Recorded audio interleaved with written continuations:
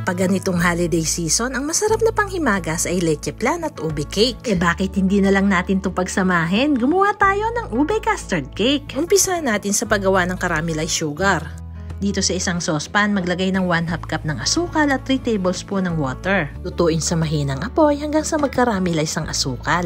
And then, habang mainit-init pa, ibuhos na natin dito sa ating 8x3 inches round baking pan. Make sure na malagyan ng caramelized sugar yung entire bottom ng baking pan. Para sa leche flan, nag-separate na ako ng 6 egg yolks ahead of time. Ibit lang natin together with 1 cup of condensed milk, 3/4 cup ng evaporated milk.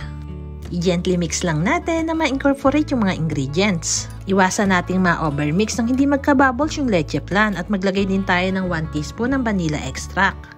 Then, 2 beses nating salain itong leche flan mixture. Yung pangalawang sala, direkta na dito sa ating baking pan. I-set aside na muna natin at mag-proceed tayo sa paggawa ng cake batter. I-whisk lang natin together itong 4 egg yolks at 1/3 cup ng sugar, 1/4 cup ng evaporated milk at 1/4 cup ng oil. Maglagay din tayo ng 1 1/2 teaspoon ng ube extract. I-mix natin hanggang sa magpantay ang kulay. Then salain natin dito yung 1 cup ng cake flour, 1 1/2 teaspoon ng baking powder at 1/2 teaspoon ng asin. I-mix lang natin until well combined and then set aside. For the meringue, sa isang dry mixing bowl, ilagay natin yung egg whites from 4 large egg. Ibit lang natin to on low speed until foamy.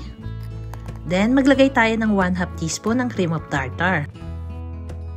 While beating using hand mixer, gradually ilagay na natin itong 1/3 cup ng asukal. By the way, kung wala kayong cream of tartar, pwede kayong gumamit ng 1 teaspoon ng vinegar or lemon juice. I-continue lang nating ibit hanggang sa ma-achieve natin yung stiff peak form gaya nito.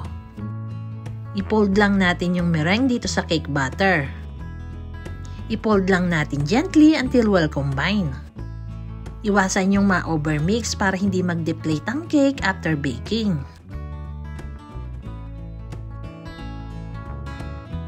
Kapag ganitong uniform na ang kulay ng ating cake batter, dahan-dahan na natin itong ibubuhos dito sa custard mixture. Sa mga magtatanong po, yes, sabay po nating lulutuin itong leche flan at ube cake. I-flatten lang natin itong ibabaw gamit ang spatula. Ipatong lang natin to sa mas malaking baking pan. Lagyan natin ng mainit na tubig or water bath. I-bake lang natin sa preheated oven at 180 degrees Celsius for at least 1 hour and 25 minutes. Halfway through baking, takpan natin yung ibabaw ng cake to prevent it from browning. To check, mag-insert lang tayo ng toothpick sa center. If comes out clean, luto na itong cake. Hayaan lang natin itong mag-cool down bago natin tanggalin sa baking pan. To unmold, padaanan lang natin ng kutsilyo yung pagilid ng baking pan. At dahan-dahan ko lang itong babaliktarin dito sa cake tray.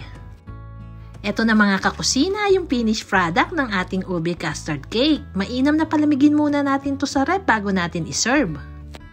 Masarap po itong dessert ngayong darating na holiday season. At sa kahit na anong okasyon, pwede din itong pambenta at maganda rin pang regalo. Kaya kung nais nyo rin pong matikman, abay, itry nyo na rin po ang recipe. Eri na po yung iniintay nyo, yung ating TK Man Time. Ito pong unang subo para po sa inyong lahat. Tara, kain tayo!